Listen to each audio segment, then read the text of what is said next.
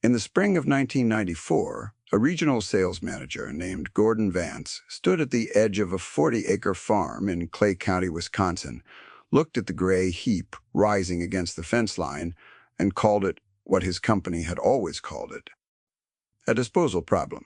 He said the word with the patience of a man who had said it many times to many landowners, all of whom had eventually signed. The pulp sludge, he explained, was an inert byproduct, a thing the Hartman Paper Company needed to be rid of, and Eldenbrock's south fence happened to sit at the bottom of the only grade that drained away from the mill. They would pay him a small easement fee, they would haul it, spread it, and forget it. Vance had brought a one-page agreement on a clipboard and a pen, and the easy confidence of a man who had never had a landowner say no to free money and free fertilizer in the same sentence. He talked while Eldon looked at the heap, talked about the soil panel and the nitrogen content and the way the stuff broke down, and the more he talked, the more certain he became, because certainty was the water he swam in. To Gordon Vance, it was waste. To Eldenbrock, who had farmed that ground for 31 years, and who said very little to anyone, it was something else entirely, though he did not say so that afternoon. He just looked at the heap, and then at the river of paper fiber that had not yet stopped coming, and signed nothing. 18 years later, in the autumn of 2012, a buyer for one of the oldest luxury stationers in London would stand in a converted dairy barn on that same 40 acres, hold a single sheet of cream-colored paper up to a north window, and offer a number for it that no one in Clay County had ever attached to anything Eldenbrock made. This is the story of the years between those two moments. It is the story of a man who was told for more than a decade that the thing piling against his fence was garbage, and who understood, slowly and without announcing it, that it was the most valuable inheritance the land had ever been handed. Stay with me, because the way he came to understand it was not magic. It was attention and arithmetic, and a recipe written in a dead woman's hand. Let me tell you about Eldenbrock first, because the whole thing turns on the kind of man he was. He was 61 years old that spring, lean and slightly stooped, from a lifetime of bending to things, with hands that had gone permanently the color of old harness leather. He was known in the county for two things. The first was that he had never once been heard to raise his voice, not at an auction, not at a stuck calf, not at the bank. The second was that he could read water. He knew where every low spot on his ground held moisture 3 days after a rain, which corners frosted first, where the cold air pooled on a still October night. People laughed about it gently, the way you laugh about a man who talks to his fields. They did not understand that reading water was the entire reason he saw, in a heap of paper mill sludge, something nobody at Hartman Paper had ever seen. Gordon Vance was not a bad man. This matters, and I want to be careful about it, because the easy version of this story makes him a villain. And he was not. He was 48, a chemical engineer. By training, sincere, genuinely convinced he was doing Eldon a favor. He had a binder of soil analyses showing the sludge was non-toxic. He had a company directive to reduce landfill costs. He believed, the way an educated man believes the thing his education taught him, that organic matter was organic matter, that a byproduct with no market was by definition worthless, and that a quiet old farmer who hesitated to take free fertilizer was simply behind the times. He was wrong about exactly one thing. He thought he was looking at fertilizer. The sludge that came off the Hartman mill was not fertilizer. It was almost pure cellulose fiber, the short, broken strands of wood pulp, too small to make into the company's commodity news print, suspended in water and pressed into a wet gray cake. To the mill, it was a loss, a thing they paid to truck away. To a man who knew how paper was made, it would have been raw material. Eldon Brock did not know how paper was made. Not yet. What he knew that first spring was that the heap against his south fence did not behave like manure. It did not heat and rot and sink the way a compost pile did. It sat. It dried at the edges into something pale and papery and strange, and when he crumbled a dry piece between his fingers, it did not turn to soil. It held together. It wanted to be a sheet of something. He let them haul it for 1 year before he understood what he had. He took the easement money, $300 a season, and he watched. That was the thing about Eldon Brock that Gordon Vance's binder could not measure. He watched. Through the summer of 1994, the trucks came twice a week and spread the wet pulp along the fence, and where it pooled in the low spots, the standing water leached something out of it, and the grass died in long, pale streaks. The neighbors saw the dead grass and shook their heads at the old man who had let the paper company poison his bottom ground. Eldon saw the dead grass, too.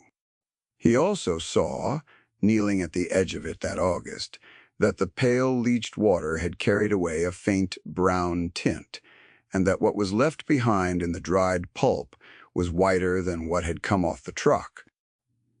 He went back the next week, and the week after that, and he began to keep a small record of it, not in words at first, but in samples, a dried fragment from each part of the heap, pressed flat between the pages of an old seed catalog.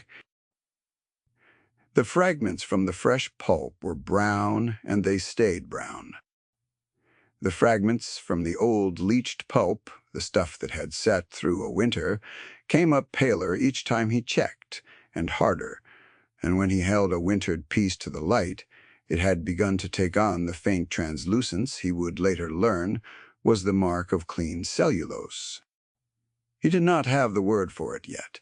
He only had the seed catalog filling up with dated samples and the slow certainty, building in him the way certainty built in him that the heap was not rotting, it was refining. Let me tell you about his late wife now, because she is the hinge. The whole story swings on. Marta Brock had died in 1991, 3 years before Gordon Vance ever drove up the lane. She had been born in a paper-making town in the Black Forest region of Germany, had come over as a young woman, and had kept all her life a craft her own grandmother had taught her. She made paper by hand. Not as a business, never as a business. She made it for the pleasure of it, in the back room of the farmhouse, in a wooden frame strung with brass screen that she called a mold, dipping it into a vat of macerated rag and lifting it out with a sheet of wet fiber trembling across the mesh. When Eldon married her, he had thought it a charming, useless thing, the way a practical man thinks of his wife's hobbies. After she died, he could not bring himself to throw the equipment out. The mold hung on a nail in the back room for 3 years, and a stack of her notebooks sat on the shelf below it, written in a small, slanted German hand he could not fully read. In the winter of 1994, with the fence heap drying white at its edges, and the question of it sitting in him the way questions did, Eldon Brock took down his wife's notebooks and began with a dictionary and a great deal of patience to translate them. What he found was not sentiment. It was a recipe and a chemistry, and the answer to why the mill's garbage wanted to be a sheet of something. Marta had written down, in careful columns, the whole mechanism of handmade paper, and once Eldon understood it, he could not stop seeing it in the heap by his fence. Paper, she had written, is nothing but plant fiber, cellulose, separated and suspended in water, and then drained through a screen so the fibers settle and lock into a mat. The strength of a sheet comes from the length and the bonding of those fibers. Long fibers, like linen or cotton rag, make strong, supple paper that lasts 500 years. Short fibers like ground wood make weak paper that yellows and crumbles in a decade because wood pulp carries lignin, the brown gluey compound that holds a living tree rigid, and lignin browns and acidifies as it ages and eats the paper from inside. This is why a cheap newspaper goes brittle and gold in a drawer, while a letter from the Civil War stays white and soft. The enemy of lasting paper is lignin and acid. The whole craft, Marta had written, is the removal of them. And here was the thing that made Eldon Brock set the notebook down and sit very still in the cold back room. The Hartman Mill, in making its cheap newsprint, had already done the hardest and most expensive part of the work. To pulp the wood at all, they cooked it and washed it, and the gray fiber that came off as waste was the fraction they had already stripped of most of its lignin, the fines too short for their machines, but cooked clean. And then, spread along his fence, leached by 18 months of Wisconsin rain and snow, standing in the low spots, it was being washed again, slowly by the weather. Of the acids and the last brown compounds, the way Marta's notebook said rag had to be washed. The mill was paying him $300 a season to receive, and the sky was processing for free. Exactly the raw material his dead wife had spent her life learning to make by hand. He did not tell anyone. There was no one to tell who would have heard it, as anything but an old man's strange notion.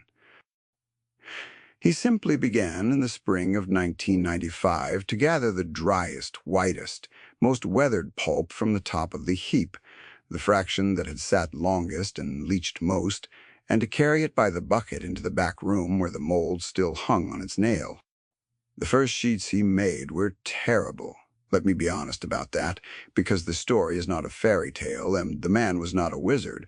His first sheets were brown and brittle and fell apart wet. He had taken pulp too fresh, with too much lignin still in it. He went back to the notebook and read about retting and about washing and about the test. Marta had recorded for whether fiber was ready, a slow steeping that turned the water clear instead of tea brown. He learned to take only the pulp that had wintered twice, that had leached through 2 full cycles of freeze and rain. He learned to add a little of the long cotton fiber from worn-out work clothes, cut and beaten, to give the short wood fine something to bond to, exactly the proportion Marta had written down for strengthening a weak furnish. He cut up his own ruined chambray shirts and a pair of Marta's linen dish towels he had kept, and he beat the rag in a tub with a wooden maul until it broke down into a pulp of its own, and he blended it with the wintered wood fines a spoonful at a time, testing each batch, tearing the dried sheets and looking at how the fibers pulled apart, until he found the ratio that held. He kept every failed sheet. He had a box of them, brown and cracked and falling, and he would lay a new sheet next to the old failures to see how far he had come. By the autumn of 1995, he was making paper that did not fall apart. By 1997, he was making paper that was, though he had no way to know it yet, extraordinary. Which brings us back to Gordon Vance, who, through all of this, kept driving up the lane twice a week with his trucks, kept spreading the pulp, kept handing over the easement check, and kept seeing exactly what his binder had trained him to see. A disposal problem. Solved. He had no idea that the old man signing his receipts was quietly harvesting the cleanest fraction of what he dumped. On one visit in 1998, making conversation, Vance nodded at the heap and said, not unkindly, that he hoped the stuff wasn't too much of an eyesore, that he knew it wasn't worth anything, but at least it kept the county landfill from filling up. Eldon Brock said only that it was no trouble.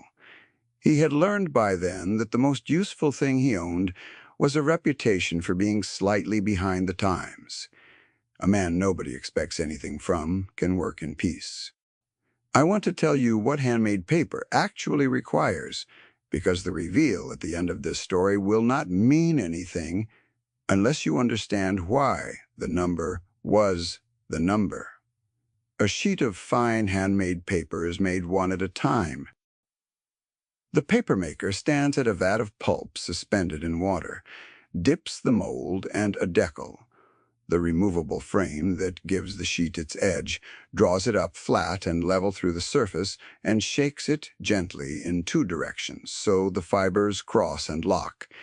Then the sheet is couched, pressed face down onto a damp felt, and another felt laid over it, and another sheet on that, until a tall post of alternating felts and sheets is built and pressed under great weight to drive the water out. Then each sheet is dried slowly, hung or stacked under boards so it does not cockle. A skilled hand makes perhaps 200 sheets in a long day. A machine makes that in under a second. This is why almost no one makes paper by hand anymore, and why the few who do can ask for a single sheet what a machine mill gets for a ream. The value is not in the speed. The value is in the things the machine cannot do. A handmade sheet has a soft, natural decal edge on all four sides, irregular and feathered, that no cut machine sheet has. It has a surface with a faint texture from the felt and the screen that takes ink and pencil, and printing in a way coated machine stock never will.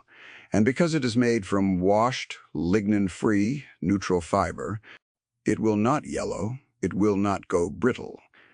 A letter written on it will outlive the person who writes it and the person who receives it, and very likely the grandchildren of both. To a stationery house selling to people who care about such things, that combination, the edge and the surface and the permanence, is not a marginal improvement. It is the entire product. By the year 2000, Eldon Brock had quietly built in his back rooms and his cleaned-out milk house a small handmade paper operation that made a few thousand sheets a year. He sold none of it. He did not know how, and he was not sure he wanted to. He gave it away mostly to a stationer in Madison who used it for wedding invitations, and who paid him in praise and in the occasional small check Eldon did not cash. He was not trying to build anything. He was, in the only language he had, keeping his wife's hands moving in the world. That might have been the whole of it, a strange private craft on a quiet farm, if his granddaughter had not come home in the summer of 2003 with a business degree and a low opinion of the whole enterprise. Let me tell you about Dana Brock, because the story needed someone to doubt it out loud, and she did the job thoroughly. She was 24 that summer, sharp and impatient and freshly graduated, and she had come back to Clay County because her grandfather was getting old, alone on 40 acres, and somebody had to think practically about it. She also thought the paper was a sad and slightly embarrassing waste of a man's last years. She had run the numbers, she told him, at the kitchen table that first week, the way you run numbers for someone you are trying to save from himself. 200 sheets a day at best, when the commodity price of office paper was half a cent a sheet. The arithmetic was merciless. He was spending his life, she said, making by hand a thing the world produced by the trainload for nothing. Eldon Brock listened to her the way he listened to everyone, which was completely and without defending himself. Then he asked her to do one thing before she decided. He asked her to take a single sheet of his paper to the rare books room of the University Library in Madison, where she had spent 4 years, and to lay it next to a sheet of the cheap printer paper from her own apartment, and to ask the conservator there which of the two would still be white and whole in 200 years. He did not argue the point. He just sent her with the 2 sheets and the question. She came back different. The conservator A precise woman named Ruth Okafor, who had spent 30 years watching paper dye, had taken one look at the decollage in the surface and asked Dana where on earth she had gotten a sheet of genuine archival rag and fiber handmade paper in Wisconsin. She set the two sheets side by side on a black felt board under a raking lamp, the cheap printer sheet and Eldon's, and she made Dana look at them the way she looked at them. The printer paper sat flat and dead and faintly blue-white from the optical brighteners that would burn out of it in a few years. The other sheet had depth, a soft cloud in the body of it where the fibers had settled unevenly, four feathered edges, a surface like the inside of an eggshell. She had run it under a light, tested it for acid with a violet pen that stayed yellow, meaning neutral, meaning permanent, and told Dana that the printer paper from her apartment would be brown and crumbling inside 15 years, and that the other sheet would outlast the building they were standing in. She held the cheap sheet up and bent it, and it cracked along the fold like a dry leaf. She bent Eldon's, and it sprang back white and uncreased. Then she had asked with real urgency whether the maker sold it, because she knew 4 institutions that would buy archival handmade stock at a price Dana would not believe, and she wrote the 4 names on the back of an envelope and pressed it into Dana's hand as though it were money. That was the day Dana Brock stopped trying to save her grandfather from his hobby and started trying to understand it. She went home and asked to see the notebooks. She asked to see the heap.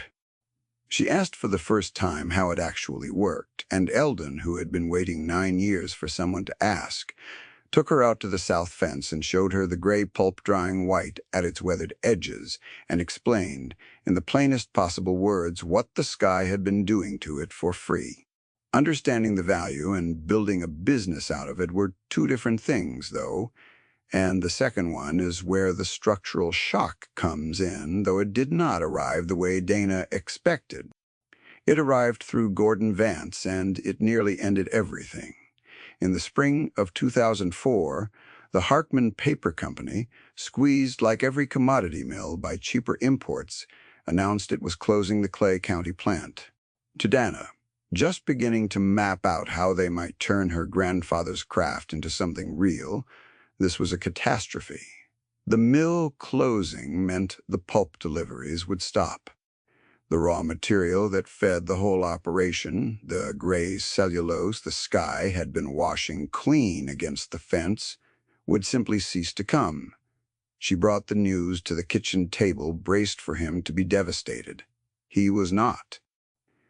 He poured her coffee and let her finish, and then he said the thing that reframed everything, the thing that showed her she still did not understand what he had built. He said they did not need the mill. They never had. He took her to the milk house and showed her the bays, where over 10 years he had been moving the weathered pulp in from the fence and stacking it to cure under cover, sorted by how many winters it had wintered. He walked her down the row and put his hand on each stack the way another man might count cattle. This one had wintered twice and was ready. This one 3 times and was the best he had. This one was new, still too brown, still carrying lignin, and would not be touched for 2 more years.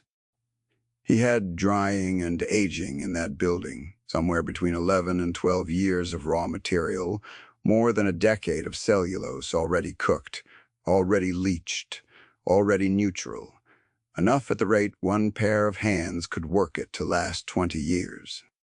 The mill had spent 11 years paying him to stockpile the one thing it thought was garbage. To Hartman Paper it had been a disposal problem to the very end. To Eldon Brock it had been a granary. That was the moment the dismissal turned all the way over, and I want to slow down on it, because it is the heart of the thing. For 11 years, a chemical engineer with a binder and a directive had looked at that heap and seen a cost. For 11 years, a quiet farmer with a dead wife's notebook had looked at the same heap and seen an inheritance. The fiber never changed. Only the eyes reading it changed, and only one set of eyes was reading it right. The mill closed in the autumn of 2004. The trucks stopped coming. And in the milk house, under cover, sorted and labeled in a dead woman's recipe and a living man's patience, sat 12 years of the cleanest archival fiber in the upper Midwest, and not one person at Hartman Paper ever knew they had given it away. Let me tell you how Dana built the rest, because she turned out to be exactly the right kind of skeptic, the kind whose doubt becomes precision once it is pointed the right way. She did not try to make the operation big. Her grandfather had taught her, without ever saying it as a lesson, that the value lived in the scarcity in the hand, and that the fastest way to destroy it would be to scale it into a machine product that competed with the trainload paper she had warned him about. So she did the opposite of what her degree had trained her to do.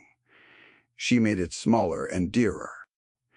She had the milk house converted properly. The old dairy barn cleaned out and lit with north windows for the couching and drying, and she went looking not for volume buyers, but for the 4 institutions Ruth Okafor had named, and then for the people those 4 institutions bought their own supplies from. She learned the craft herself, slowly, badly at first, the way her grandfather had. She stood at the vat until her shoulders ached and ruined 1,000 sheets learning the shake that locks the fibers. She read the notebooks until she could read the German, and she did the one thing Eldon had never bothered with, which was to write down in her own hand what kind of paper their particular fiber wanted to be. It was not the strongest paper in the world, because wood fines, even washed, are shorter than linen rag.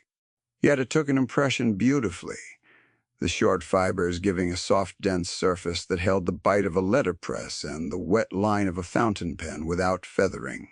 It was, she realized, almost perfectly suited to one thing: fine correspondence. Letters. The thing the whole world had stopped making by hand at exactly the moment a few people began to pay dearly for it again. By 2008, the operation had a name, Marta's name, and a small reputation among the people who knew paper. They made wedding stationery for couples who flew the work in from both coasts. They made guest books for hotels that wanted something no chain could copy. They sold, through a careful stationer in Chicago, to a handful of clients who never asked the price twice. Dana kept it deliberately small. For employees, a few thousand sheets a month, every sheet still pulled by hand from the same washed wood fines aging in the milk house. The skeptic had become the keeper.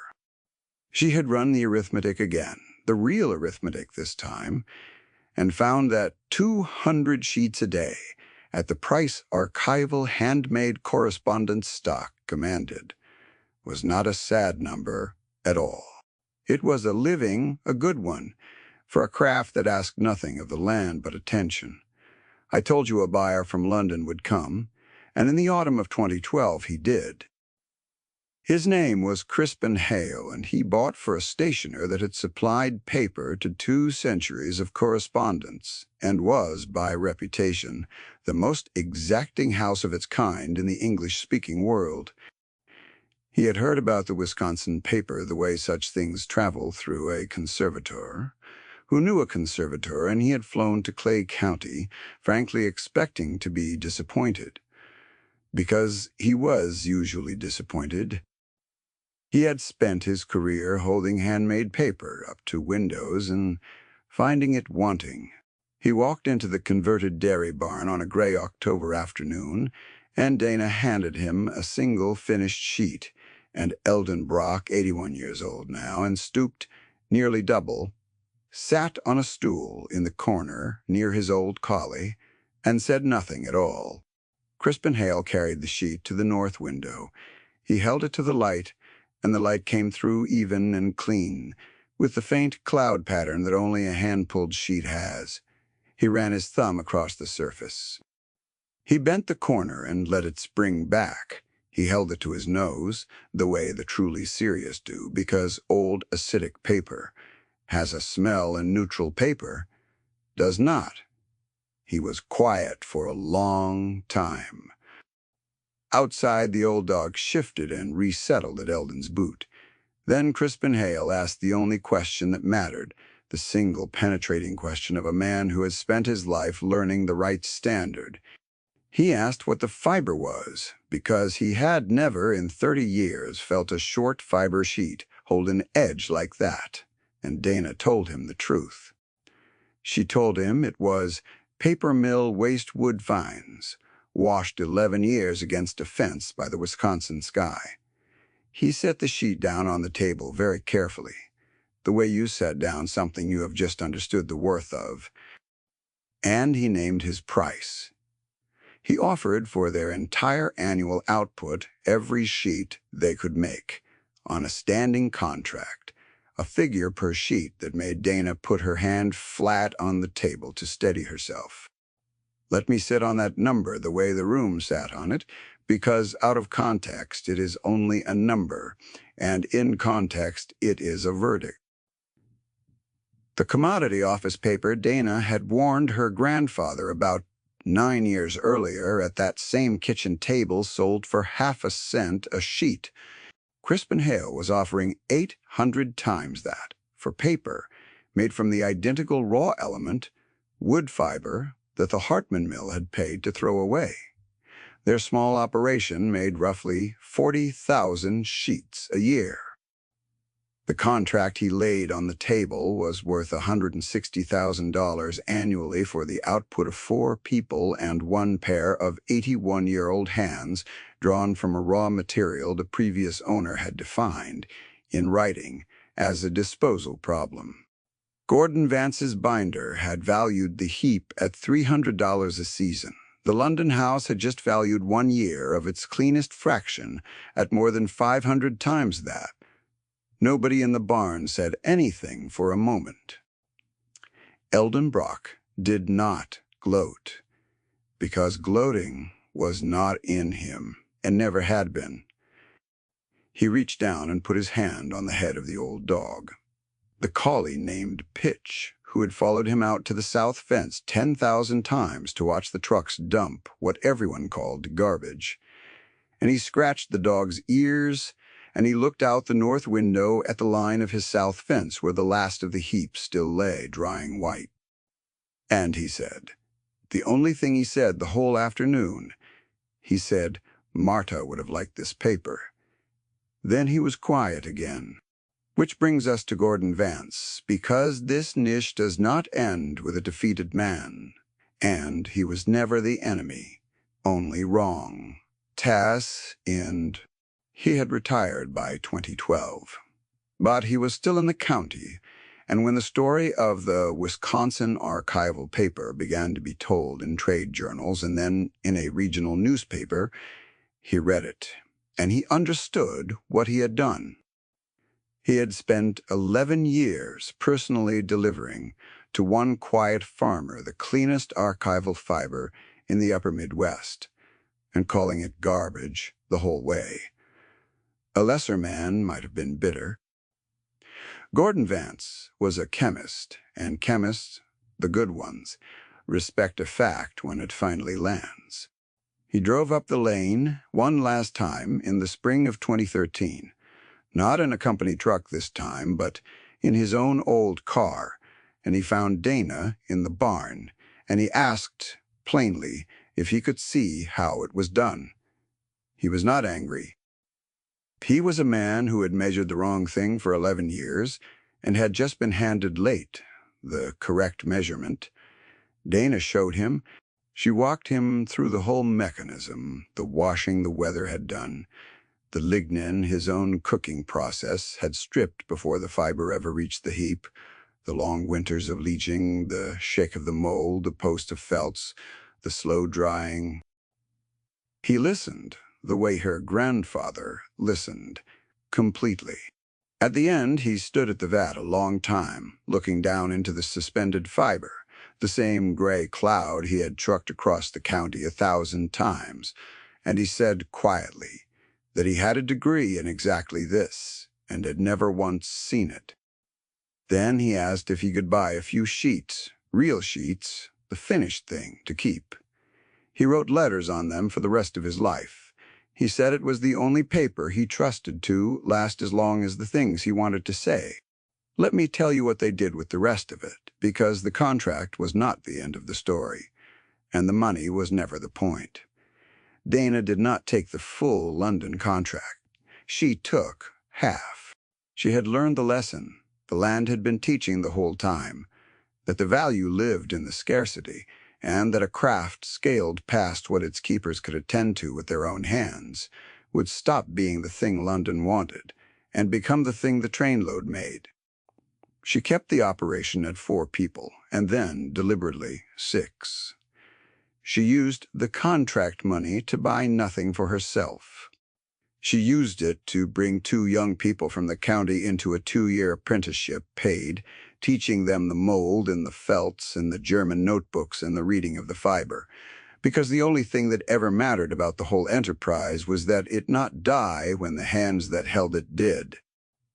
One was a young man named Cole, who had been laid off when the mill closed, who had spent his teens watching his father lose a paper job and had assumed paper was a dead trade, and who learned at the vat that there was a kind of paper no machine could ever take from him.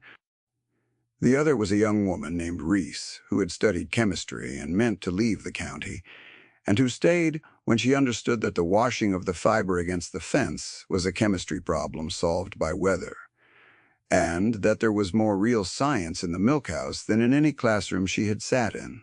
Dana paid them out of the London money and asked nothing in return, but that they learn it well enough to teach it themselves someday. She formalized the notebooks, too.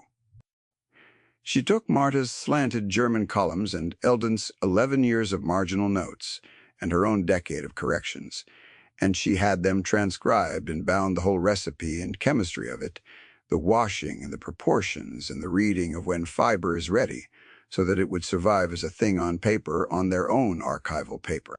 That would outlast all of them. She gave a copy to the rare books room in Madison, to Ruth Okafor, who had been the first qualified eye to see what they had. She kept the original on the shelf in the back room of the farmhouse, below the nail where the first mold still hung. Eldon Brock lived to be 86. He worked at the vat nearly to the end, slower every year, pulling fewer sheets, but pulling them, his leather-colored hands, doing in his 9th decade the exact motion his wife's hands had done in the Black Forest a century before. He never called himself a success, never used the words the trade journals used about him, never once said the word empire that a magazine eventually printed over a photograph of his barn. He would have found the word funny. He had not built an empire.